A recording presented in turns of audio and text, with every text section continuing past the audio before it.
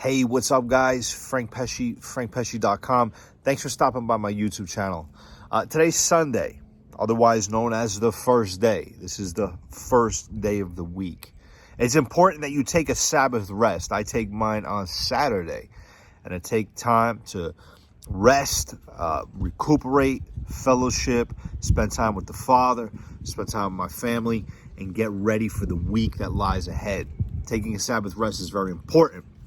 So here on this wonderful first day, I have taken the opportunity to do some work here on the homestead. And it is now mid-March, end of March. Spring is here in the Ozarks. And yeah, we're doing some projects. You know, we're getting the garden beds cleaned out, getting the leaves blown, getting those burned off, and just getting ready to plant crops. Making the property look nice too. You know, you don't want people coming to your property and your property not in order. Like, you want your place to be in order. Your place is a reflection of who you are. So I'll take you for a little walk around the property. I'll show you some of the things that I have done. I want to say this too. If you want God to bless something in your life, then you have to give him a vessel to bless.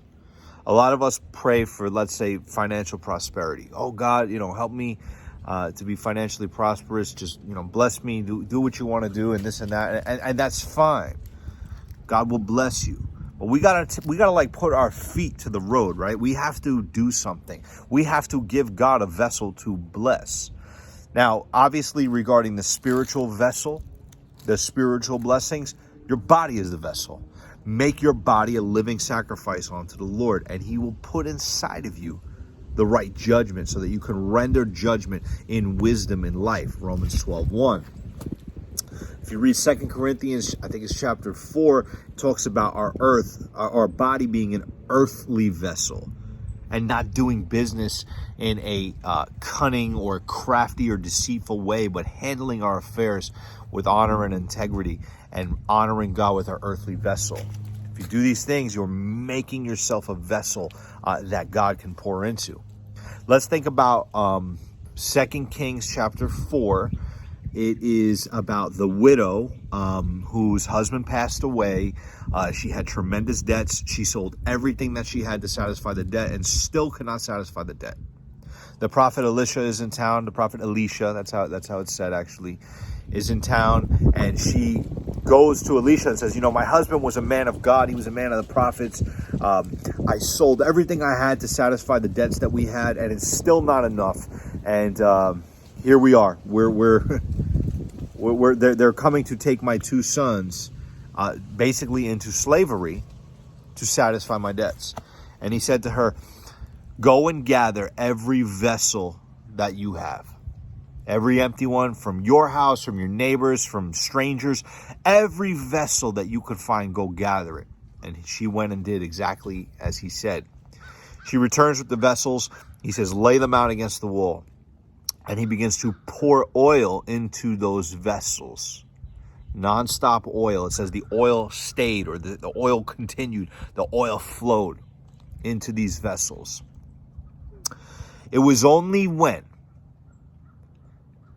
the son spoke up and said, we have no more vessels, that the oil stopped. So in other words, the oil was flowing continuously until they said, we have no more vessels. And to that, I would say to you, if you have no more vessels, make another vessel. Go get something. Go get a hat. Pour oil in that. Pour oil in a sock. Pour oil somewhere. Find a vessel. Because God will bless the vessel that you give him to bless. The oil will not stop until you declare that it should stop. He who has ears to hear, let him hear what I'm saying. So if you want to be blessed in prosperity, and you want to do things, and you want to see increase, then you must present a vessel for that oil to flow into. Like me right now, I'm planting my crops. I'm getting ready to plant food. It was my desire to leave city life, to move out into the country and homestead and to grow food. I've never grown food before. I mean, small things, you know, basil and herbs and stuff like that. But here I am. And I plan to do this throughout, the winter. And I've spoken with people. I prepared my garden beds, my raised garden beds. I got them ready to go. And, I started to put the infrastructure in place. I started to present a vessel. Now I'll report back to you, in midsummer. So I'll let you know how my crops are doing, how my vessel is doing. But my prayer is, God bless my crops that I may produce a yield. That I don't have to buy them at the supermarket. And not only that, but that I can produce such a yield that I give them away to my neighbors and to my friends and the people who need them. In the same way, if you own a business, if you're looking to leave the big city and go into the country, if you're looking to do something different, if you're desiring to start a family, if you're single and you're looking for a spouse, if you're whatever it is that your mind, your heart's desire is, and I would say to you, make sure that you get with the Lord and pray and make sure that your vision aligns with His, because I think a lot of times we put ourselves in a place where we are praying. And you know what? My pastor spoke on this yesterday. Amazing man of God. I'm going to do some videos with him here soon.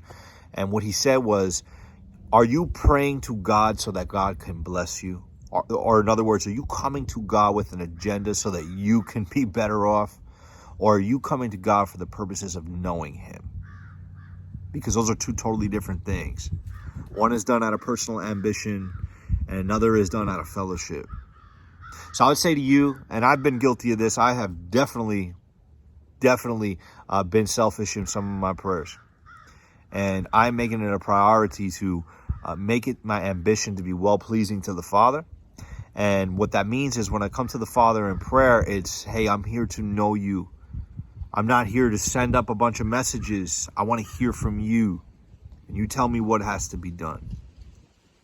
So in that, I can prepare the right vessel that He can bless. And He will bless it. And we will bless Him because we are made for love. And He loves us.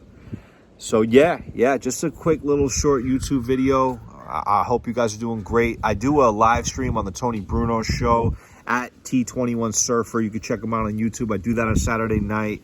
It's a great time. It's a panel with a bunch of men. We talk about life. We talk about men's issues. We talk about just everything that you can think about under the sun, spiritual things, all kinds of stuff. A lot of differing opinions, a lot of great opinions. But I get to share my piece, which is a lot of fun with some guys that I have respect for and enjoy being around.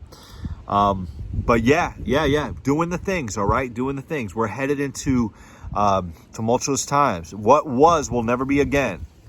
We're trying to reach back and hold on to that kingdom that was behind us, but we need to press forth for the kingdom that is coming. So figure out what that means to you. Prioritize prayer, prioritize discernment, prioritize family, prioritize strength, security, food security, water procurement. Make sure that what you're doing is what you're supposed to be doing. Make sure that you're operating in your purpose in life. Don't get greedy. Don't get sidetracked.